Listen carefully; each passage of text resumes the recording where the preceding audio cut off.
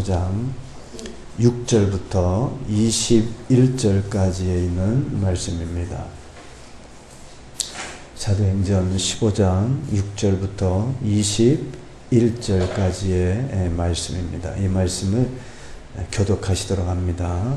제가 한 절, 우리 성도님들이 한 절, 사도행전 15장 6절부터 21절까지의 말씀을 함께 교독하시도록 합니다. 신약 성경에 213페이지 정도에 있습니다. 뒤쪽에 있는 신약 성경의 페이지 수로 한 213페이지 정도쯤에 있습니다.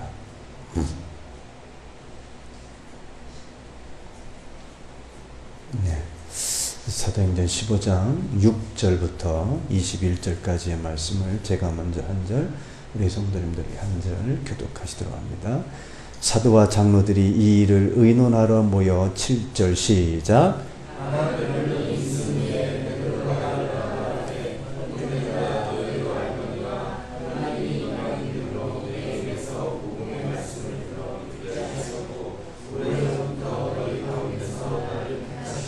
또 마음을 아시는 하나님이 우리에게와 같이 그들에게도 성령을 주어 증언하시고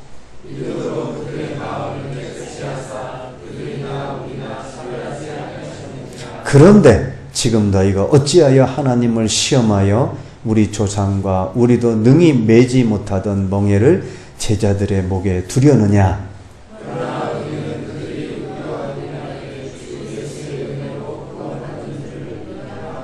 온 무리가 가만히 있어 바나바와 바울이 하나님께서 자기들로 말미암아 이방인 중에서 행하신 표적과 기사에 관하여 말하는 것을 듣더니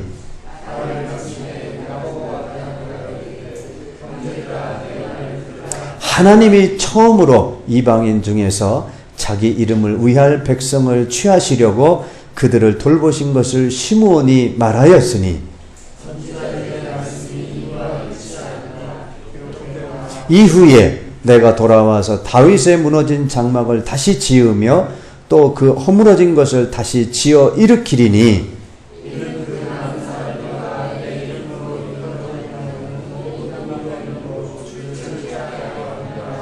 즉 예로부터 이것을 알게 하시는 주의 말씀이라 함과 같으니라.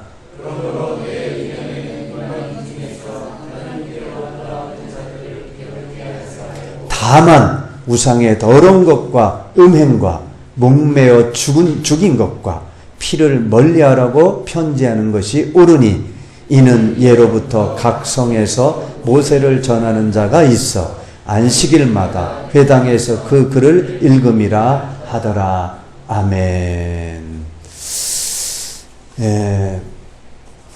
이제 말씀을 듣기 전에 우리 예배에 함께 나오신 우리 성도들 간에 잠시 교제 나누는 시간 갖도록 합니다. 좌우 앞뒤로 살펴보시면서 예수 이름으로 사랑합니다, 축복합니다. 우리 진심으로 우리 함께 교제 나누도록 합니다. 예수 이름으로 사랑합니다, 축복합니다. 한 번 더 하시겠습니다. 예수 이름으로 사랑합니다, 축복합니다.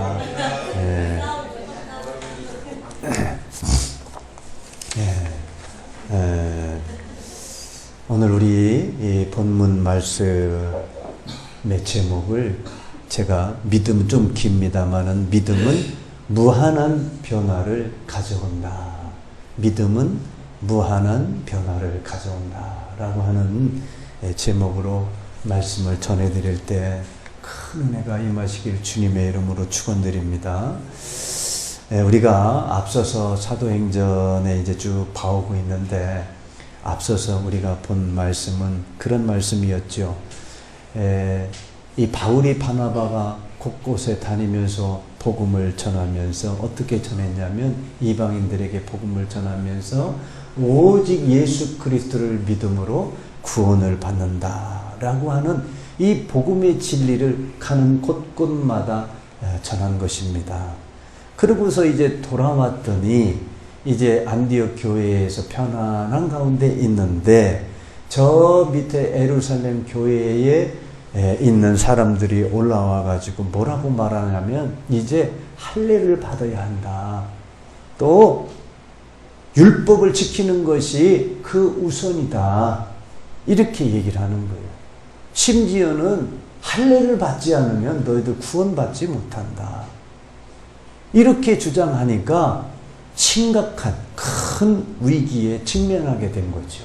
왜? 그동안 예수 그리스도만 믿으면 구원을 받는다라고 믿고 그랬던 성도들에게 이제 먼저 율법을 지켜야 되고 할례를 받지 않으면 구원을 받지 못한다라고 하는 자들이 나왔으니 이 성도들에게 교회에게 큰 도전이 위기가 된 것입니다.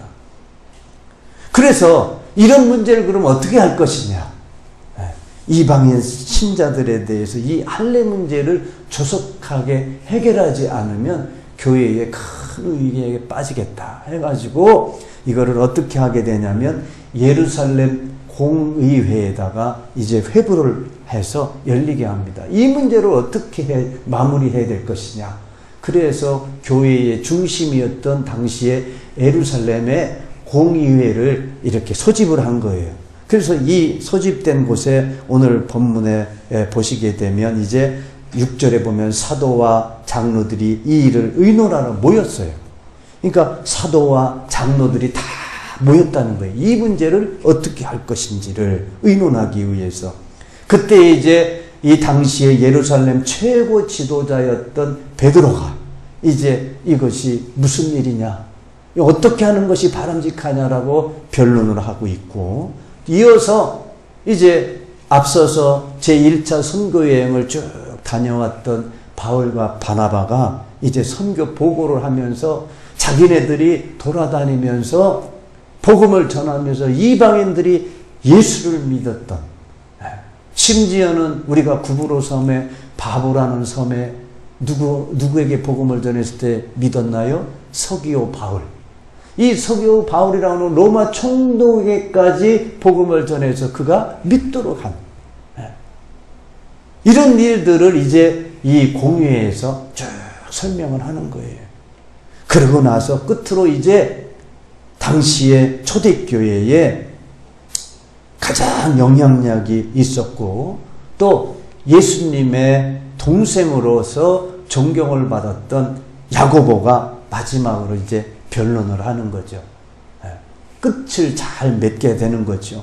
이렇게 함으로써 초대교회에 이제 복음과 율법 관계에서 큰 위기에 처했었던 것이 이제 올바르게 잘 정착이 되고 인식이 되어서 이제 다시 복음이 전파될 수 있는 계기가 되었다라고 하는 말씀이 오늘 본문에 기록되어 있는 내용들입니다. 이 본문 가운데에서 그럼 하나님께서 오늘 저와 여러분에게 어떠한 영적 교훈을 주고 계신지, 살아계신 하나님의 말씀이 오늘 저와 여러분에게 어떠한 은혜를 주시는지 함께 살펴보고 은혜의 시간을 갖고자 합니다. 첫 번째는 이 본문을 통해서요, 우리에게 주시는 영적 교훈의 말씀은 믿음은 들음에서 나온다. 우리 함께 합니다. 믿음은 들음에서 나온다. 믿음은 들음에서 나온다는 겁니다. 오늘 본문 6절 7절의 말씀을 한 번 더 같이 읽어보도록 합니다. 사도와 장로들이 이 일을 의논하러 모여 많은 변론이 있은 후에 베드로가 일어나 말하되 형제들아 너희도 알거니와 하나님이 이방인들로 내 입에서 복음의 말씀을 들어 믿게 하시려고 오래전부터 너희 가운데서 나를 택하시고. 이제 베드로가 이런 율법과 복음 사이에서 혼돈이 일어났었던 많은 자들에게 일어나서 복음을 이제 변론을 하는 겁니다. 베드로가. 그러면서 뭐라고 변론하냐면 형제들아 여러분들도 아는 바와 같이 하나님이 이방인들에게 내 입으로, 누구 입? 베드로의 입으로 복음의 말씀을 들어 믿게 하시려고 오래전부터 나를 택했다. 이렇게 변론하는 거예요, 변론을. 이 베드로의 고백 가운데서 우리는 매우 중요한 사실을 우리가 깨달을 수가 있습니다. 그것은 바로 믿음은 복음의 말씀을 듣는 데서 생긴다는 겁니다. 믿음은 하나님의 말씀을 듣는 가운데서 생긴다 라고 하는 것을 우리에게 귀한 것을 깨닫게 해주십니다. 그래서 사도 바울도 로마인들을 향해서 동일하게 외칩니다. 그 말씀이 로마서 10장 17절에 이렇게 사도 바울이 로마 교회를 향해서 이렇게 전합니다. 한번 같이 읽어봅니다. 그러므로 믿음은 들음에서 나며 들음은 그리스도의 말씀으로 난다. 믿음은 들음에서 난다는 거예요. 근데 들음은 어디에서 비롯됐다고요? 하나님의 말씀으로 말미암아. 하나님의 말씀을 듣는 가운데에 우리가 믿음이 생겨나는 줄로 믿습니다. 우리 믿음은요, 저절로 생기는 것이 아닙니다. 또한 선천적으로 생기는 것도 아니에요. 또 집안 대대로 믿는 가정에 있다라고 해서 거기에서 태어났다라고 해서 믿음이 생기는 것이 아니라고 하는 겁니다. 믿음은 뭐예요? 오로지 하나님의 말씀을 들을 때 생겨난다는 겁니다. 왜냐하면 우리가 하나님의 말씀을 들을 때 성령께서 도우시거든요. 성령께서 도우셔서 믿음을 선물로 주시는 줄로 믿습니다. 말씀이 선포되는 곳에서 말씀을 듣는 성도들에게 성령께서 역사하셔서 믿음을 가질 수 있도록 도우신다는 겁니다. 그러므로 하나님의 말씀을 듣는 것은 매우 중요하다라고 하는 겁니다. 이 중국이 공산화되기 전에는요, 기독교인이 한 70만 명 정도 있었다라고 합니다. 그런데 이제 이 중국이 공산화되어 가지고 이 모든 교회를, 우리 여기 맹성아 자매가 우리 중국에서 오셨지만 모든 교회를 중국이 다 없애버렸어요. 그리고 또 목회자들을 다 숙청시켰어요. 그래서 공식적으로 중국에는 지금 교육자, 사역자가 없는 나라입니다. 그러나 지금 중국에는 기독교인인 수가 8천만 명이 넘어갔다고 합니다. 8천만 명. 그 이유는 뭐에 있냐면 이 기독교 방송이나 이 선교 방송들을 통해 가지고요, 그들이 하나님의 말씀을 들음으로 인해 가지고 이렇게 기하급수적으로 교육자도 공식적으로 없는 나라에 믿는 성도들이 이렇게 많이 늘었다는 겁니다. 이것은 바로 하나님의 말씀이 들려진다는 것이 얼마만큼 귀한 것인가라는 것을 깨닫게 해줍니다. 우리가 사도행전 초반에 우리가 같이 볼 때에 초대교회에 이제 사도들이 복음을 막 전하죠. 복음을 전할 때 그들이 그 말씀을 듣는 가운데에 3,000명, 5,000명이 믿는 신자들이 생겨났다라고 하는 말씀 우리가 봤습니다. 그 말씀 우리 다시 한번 사도행전 2장 40절, 41절, 사도행전 4장 4절의 말씀을 한번 같이 읽어보도록 합니다. 또 여러 말로 확증하며 권하여 이르되 너희가 이 패역한 세대에서 구원을 받으라 하니 그 말을 받은 사람들은 세례를 받으며 이날의 신도의 수가 3,000이나 더하더라. 말씀을 들은 사람 중에 믿는 자가 많으니 남자의 수가 약 5,000이나 되었더라. 구원을 받으라라고 그 말을 받은 사람이 세례를 받아서 믿게 된 신도의 수가 3,000이나 더해지는 역사가 나타났고요. 또 말씀을 들은 사람 중에 믿는 자의 수가, 남자의 수가 약 5,000이나 되었다라고 하는, 즉 말씀을 듣는 가운데 믿는 자들이 이렇게 많이 생겨졌다라고 하는 말씀입니다. 사랑하는 성도 여러분, 우리는 아직도 주님을 모르고 살아가는 자들이 우리 주변 가운데 너무나 많이 있습니다. 우리는 그들에게 복음을 전하는 자들이 되어야 될 줄로 믿습니다. 그들에게도 복음을 들려줘야 될 줄로 믿습니다. 예수를 믿으면 구원을 받는다라고 하는 이 복음을 들려줄 수 있는 저와 여러분이 되시기를 주님의 이름으로 축원드립니다. 우리가 저 사람은 안 믿을 거야, 저 사람은 내가 복음을 전한다 하더라도 절대 안 믿을 거야. 이런 생각, 이런 편견을 버리시고 그들에게 복음을 들려주는 거예요. 그러면 누가 역사하시는 거예요? 하나님께서, 성령께서 역사하신다는 거예요. 우리는 그저 전하는 자가 되어야 될 줄 믿습니다. 그래서 성경은 복음을 전하는 것을 뭐라고 말씀하시냐면 아름답다. 복음을 전하는 것이 뭐라고요? 아름다운 것이다라고 성경은 말씀하고 있습니다. 그 말씀이 로마서 10장 14절 15절에 이렇게 기록되어 있는데 한번 같이 읽어보도록 합니다. 그런즉 그들이 믿지 아니하는 일을 어찌 풀으리요? 듣지도 못한 일을 어찌 믿으리요? 전파하는 자가 없이 어찌 들으리요? 보내심을 받지 아니하였으면 어찌 전파하리요? 기록된 바 아름답도다. 좋은 소식을 전하는 자들의 발휘함과 같으니라. 기록된 바 아름답도다. 좋은 소식을 전하는 자들의 발휘함과 같으니라라고 말씀하고 있어요. 여기에서 보면 아름답도다라고 하는 이 단어가 헬라어로 뭐라고 말하냐면 호라이오이라고 하는 단어입니다. 이 헬라어 단어에 해당이 되는데 이 원어는 무슨 의미를 갖고 있냐면요, 아름다움, 또 시기에 알맞은 성숙하다, 이런 의미를 갖고 있는 거예요. 아름답다, 시기에 알맞다, 또 성숙하다, 이런 의미를 갖고 있는 단어가 바로 이 아름답다, 호라이오이라고 하는 이 헬라어 단어인데요.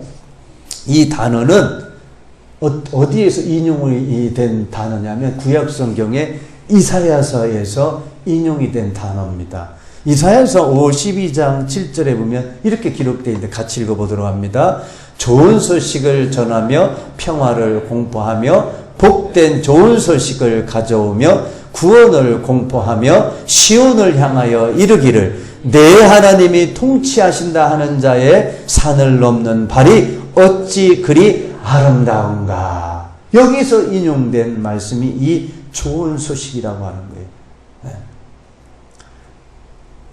이 말씀은요, 즉 바벨론 제국에 의해서 멸망당했던 이스라엘, 그 유다 땅, 이 유다 땅에 해방의 날이 올 것입니다 라고 하는 그런 소식을 전령사들이 전한 이 모습이 아름답다라고 하는 거예요.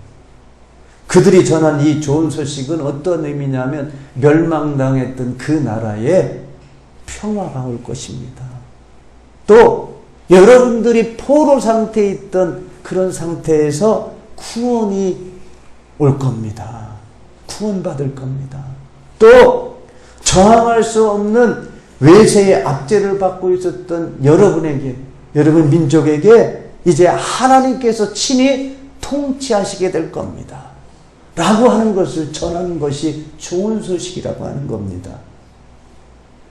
우리가 세상에 복음을 전한다는 것은 이와 같이 좋은 소식을 전하는 것인 줄로 믿습니다.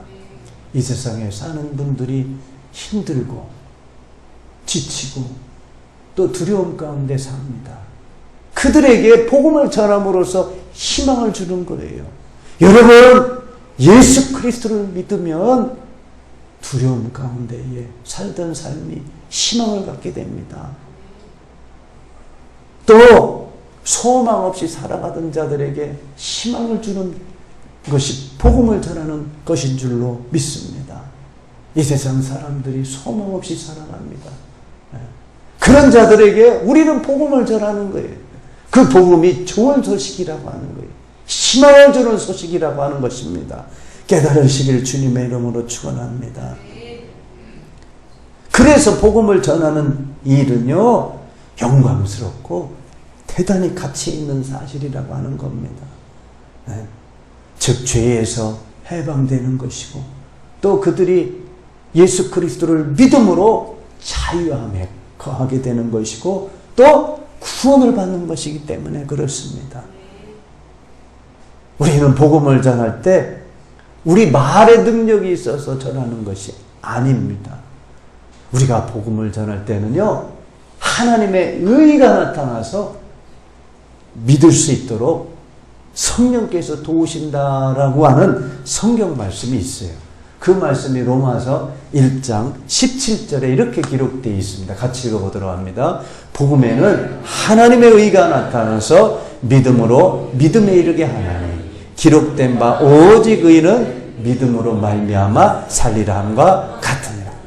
우리 말의 능력이 있어서 복음이 전파돼서 그들이 믿게 되는 것이 아니라 우리가 복음을 전할 때는 하나님의 의가 나타나서 믿음으로 믿음에 이르게 합니다. 즉 우리는 그저 말씀을 전하는 거예요. 예수 그리스도를 전하는 겁니다. 그때 하나님께서 능력을 나타내시고 그들이 믿음으로 믿음에 이르게 해주시는 줄로 믿습니다. 또 이 복음은요, 우리가 큰 능력과 성령과 큰 확신 가운데 거할 수 있도록 도와주세요. 데살로니가전서 1장 5절의 말씀입니다. 같이 읽어봅니다. 이는 우리 복음이 너희에게 말로만 이른 것이 아니라 또한 능력과 성령과 큰 확신으로 된 것임이라. 우리가 너희 가운데서 너희를 위하여 어떤 사람이 된 것은 너희가 아는 바와. 복음이 전해진다는 것은 뭘 주는 거예요? 능력과 성령과 큰 확신 가운데 거할 수 있도록 해준다는 거예요. 그렇기 때문에 소망이 없는 자들이 희망을 갖게 되고 소망을 갖게 되는 겁니다. 믿으시길 주님의 이름으로 축원합니다. 복음이 전해지고 그 복음을 들을 때 완악한 사람이 한없이 죄 가운데 빠져 살던 사람이 회개하는 역사가 나타나는 거예요. 회개하는 역사가. 네. 그런즉 저와 여러분은요, 때를 얻든지 못 얻든지 복음을 전할 수 있는 저와 여러분이 되시기를 주님의 이름으로 축원합니다. 약한 자를 강하게 해주시는 것이 이 복음입니다. 우리 복음성가 찬양집에 있는 찬양 2장에 있는 찬양을 함께 찬양을 하고자 합니다. 약한 나를 강하게 해주시고 또 눈먼 나를 볼 수 있게 해주시옵소서.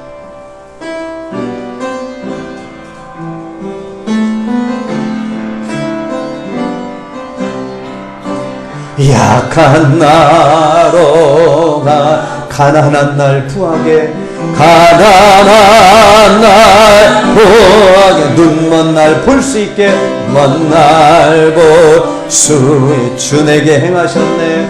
주 내게 한 번 더 합니다. 약한 나로 강하게 약한 나로 가난한 날 부하게 가난한 날 눈먼 날 볼 수 있게 먼 날 볼 수 주 내게 행하셨네. 주 내게 해 호산나 호산나 호산나 호산 죽임당한 어린 양 호산나 호산나 호산나 호산 예수 다시 사셨네. 호산나 호산나 호산나 호산나 죽임당한 호산나 호산나 호산나 호산나 예수 다시 내가 건너야 할까? 내가 건너야 거기서 내 죄 씻었네 씻었네 이제 씻겼네 이제 주의 사랑이 이제 주의 나를 향해 흐르네 나를 향해 그 깊은 강에서 깊은 강에 주가 나를 일으키셨도다 일으키셨 구원의 노래 부르리 구원의 노래 부르리 예수 자유 주셨네 예수 자유 주 호산나 호산나 호산나 호산나 죽임당한 호산나 호산나 호산나 호산나 예수 다시 사셨네. 주 주님께서는요, 약한 나를 강하게 해주십니다. 눈먼 나를 볼 수 있게 해주시는 분이십니다. 이 세상에 죄 가운데 헤매이는 자들에게 복음을 들려주어서 그들이 믿게 함으로 이제 소망과 희망 가운데 거할 수 있도록 저 여러분이 힘쓰시기를 주님의 이름으로 부탁을 드립니다. 두 번째, 이 본문을 통해서 하나님께서 주시는 교훈의 말씀은요, 예수님 안에서 인간의 변화 가능성은 무한하다라고 하는 겁니다. 예수 안에서 인간의 변화 가능성이라고 하는 것은 무한하다는 겁니다. 오늘 우리가 읽으신 이 13절부터 21절까지의 이 말씀은 아까 서두에 말씀을 드린 바와 같이 예루살렘의 위대한 지도자, 예수의 형제였던 야고보가 이제 결말을, 이 예루살렘 공의에 대해서 전체적으로 끝맺은 말을 하고 있는 내용입니다. 그런데 이 야고보가 어떠한 사람이었냐면 이 예수님 형제의 야고보다라고 갈라디아서 1장 19절에 이렇게 말씀하고 있어요. 주의 형제 야고보. 네. 주의 형제 야고보가 이제 이 예루살렘 최고의 지도자가 되었다라고 말씀하고 있는데요. 이 야고보가 처음부터 신앙과 예수님의 형제라고 해서 그가 훌륭한 인격과 신앙, 믿음을 갖고 있었던 그런 사람이 아니었습니다. 그 당시에 유대인들과 크게 별개 다름이 없었던 예수님의 형제지만 그런 사람이었었던 인물이었던 자가 이 야고보였어요. 평범했다는 겁니다. 그리고 그가요, 예수를 믿지 않았다라고 성경에 기록되어 있어요. 요한복음 7장 5절에 보면 이는 그 형제들까지도 예수를 믿지 아니하고 그 형제들도 예수님을 믿지 않았었어요. 심지어는 예수님을 미친 사람으로 취급까지 했어요. 마가복음 3장 21절 예수의 친족들이 듣고 그를 붙들러 나오니 이는 그가 미쳤다. 예수를 미쳤다라고 여겼던 자들이 그 형제였다는 거예요. 그런데 이런 야고보가 어떻게 변화되었는가 하는 거예요. 그것은 바로 예수님을 만난 후에 변화된 줄로 믿습니다. 이 고린도전서 15장 4절 이후의 말씀인데 4절부터 7절까지의 말씀을 한번 같이 읽어봅니다. 장사 지낸 바 되셨다가 성경대로 사흘 만에 다시 살아나사 게바에게 보이시고 후에 12 제자에게와 그 후에 500여 형제에게 일시에 보이셨나니 그 중에 지금까지 대다수는 살아있고 어떤 사람은 잠들었으며 그 후에 야고보에게 보이셨으며 그 후에 모든 사도에게와 맨 나중에 만삭되지 못하여 난 자 같은 내게도 보이셨느니라. 야고보에게 보이셨어요. 예수님이 사흘 만에 부활하신 예수께서 누구에게 보이셨다고요? 형제인 야고보에게 보이셨어요. 예수님을 만났다는 겁니다. 만나고 나서 이 야고보가 변화가 된 겁니다. 이 야고보는요, 당시 예루살렘에 기둥과 같이 쓰임받았다라고 성경에 갈라디아서 2장 9절에 기록되어 있는데 한번 같이 읽어봅니다. 또 기둥같이 여기는 야고보와 게바와 요한도 내게 주신 은혜를 알므로 나와 바나바에게 친교의 악수를 하였으니 우리는 이방인에게로 그들은 할례제게로 가게 하려 함이라. 기둥같이 여김을 받았다. 누가요? 야고보가. 예수님을 만나고 나서 변화된 줄로 믿습니다. 성경에 보면은요, 예수님을 만나서 변화된 인물들이 나옵니다. 그 가운데에 예수님을 만나서 변화된 사람이 누가 있냐면 삭개오가 있어요. 세리장. 세리장 삭개오가 있는데 이 말씀이 어디에 나오냐면 누가복음 19장에 기록되어 있어요. 이제 예수님께서 여리고를 지나갈 때였어요. 여리고를 지나갈 때 이 삭개오라고 하는 이 이름을 가진 자가 예수님을 만나려고 가는데 이 사람이 성경에는 세리장이고 큰 부자였다라고 성경은 기록되어 있어요. 이 사람이 예수님이 지나가는 모습을 보려고 만나려고 갔어요. 근데 사람들이 너무 많으니까 못 만나겠는 거예요. 어떻게 했냐면 이 사람은 삭개오는 돌 감람나무에 올라간 거예요. 나무에 높이 올라가면 예수님을 더 가까이 볼 수 있겠다 해가지고 돌 무화과 나무에 올라간 겁니다.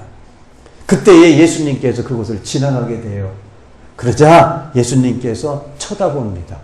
돌 무화과 나무에 올라간 삭개오를 쳐다보고 삭개오야 내려와라.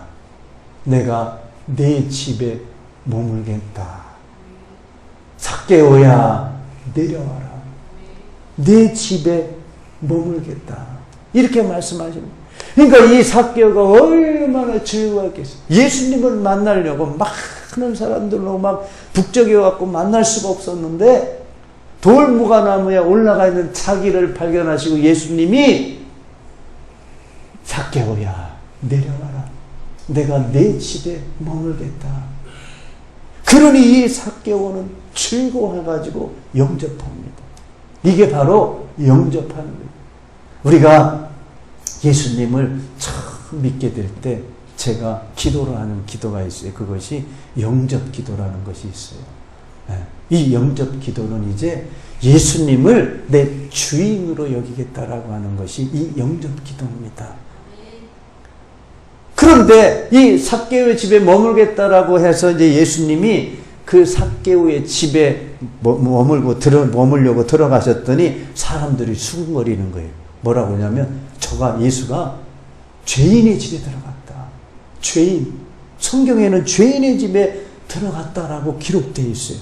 삭개오가 죄인이었다는 거예요. 다시 말해서 예수를 모르는 자였고 부자였으니까 세리장에서 지금과 같이 세금 걷는 그런 세리장이었으니까 돈이 엄청나게 많았던 거예요. 부자였다고 기록되어 있으니까. 그런데 삭개오가 이제 예수를 만나고 나서 어떻게 말하냐면 주님 내 소유의 절반을 가난한 자들에게 주겠으며 만일 누구의 것을 속여 빼앗은 일이 있으면 네 배나 제가 갚겠습니다. 예수님을 만나고 난 뒤에 이 삭개오가 변화된 겁니다. 어떻게 해요? 이제 돈이 주인이었던 죄인에서 예수님이 주인이 되는 사람으로 변화된 줄로 믿습니다. 변화된 줄로 믿습니다. 그래서 예수님이 누가복음 19장 9절에 이렇게 말씀하고 있어요. 같이 읽어봅니다. 예수께서 이르시되 오늘 구원이 이 집에 이르렀으니 이 사람도 아브라함의 자손이니. 누구의 자손이라고 일컬음을 받았어요? 아브라함의 자손.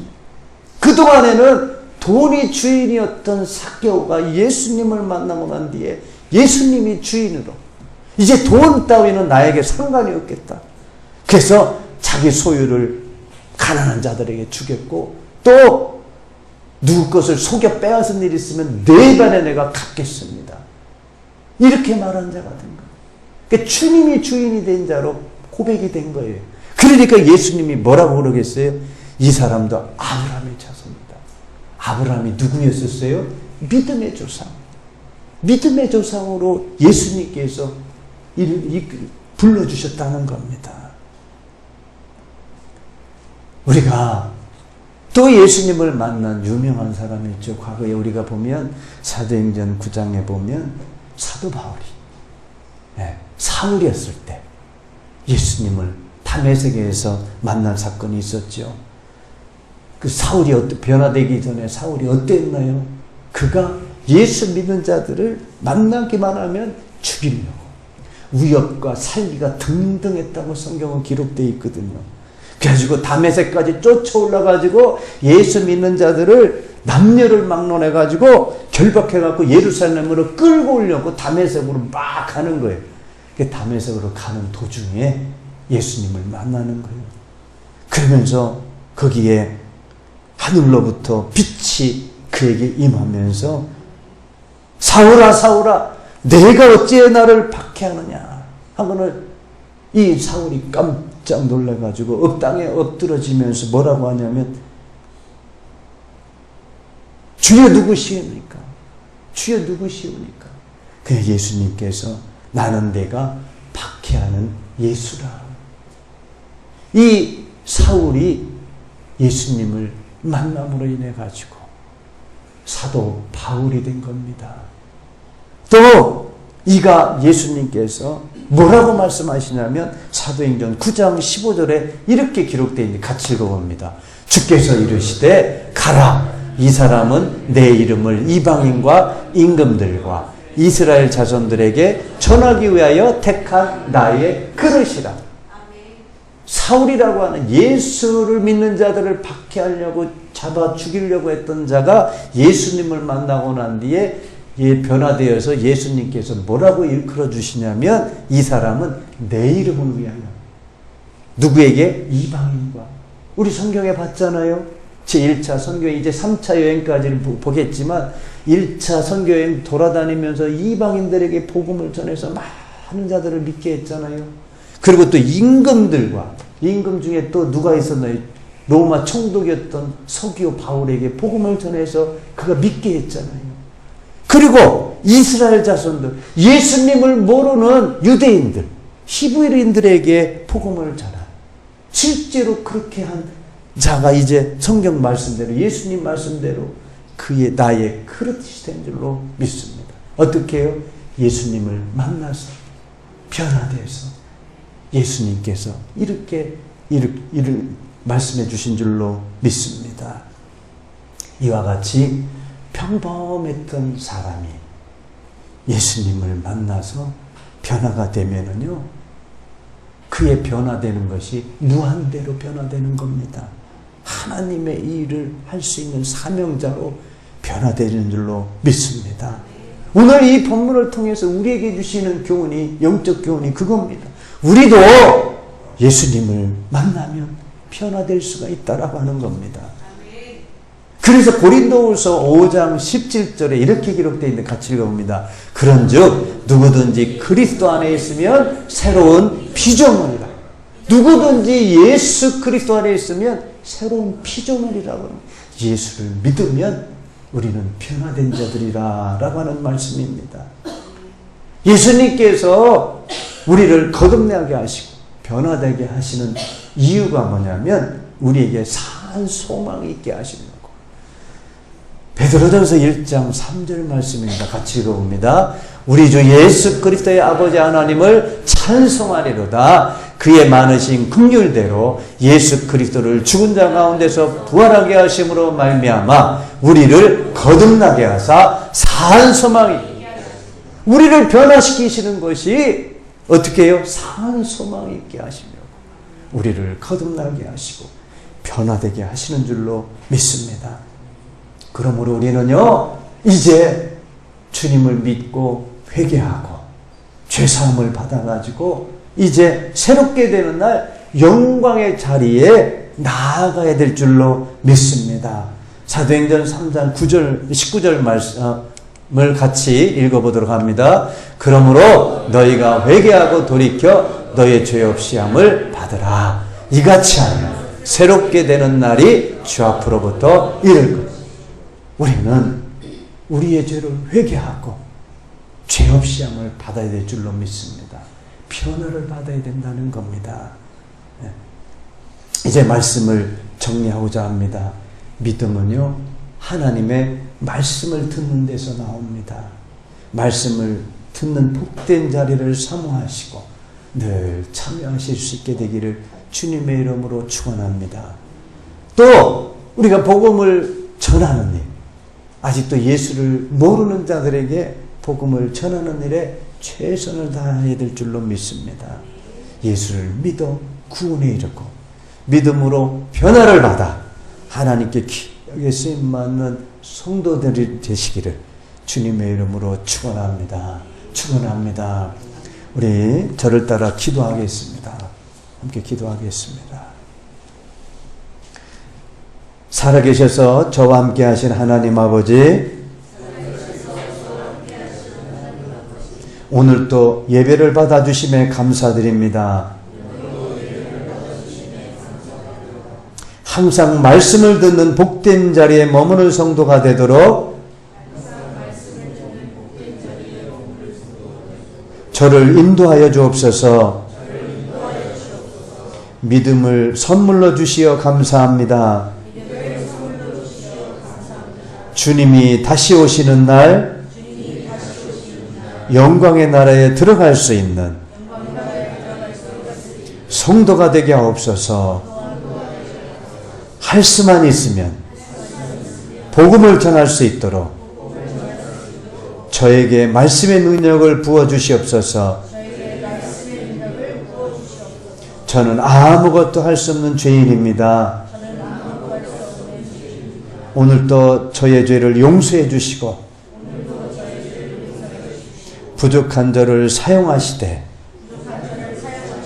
선한 도구로 사용되시기를 기도합니다. 예수님의 이름으로 기도합니다. 아멘.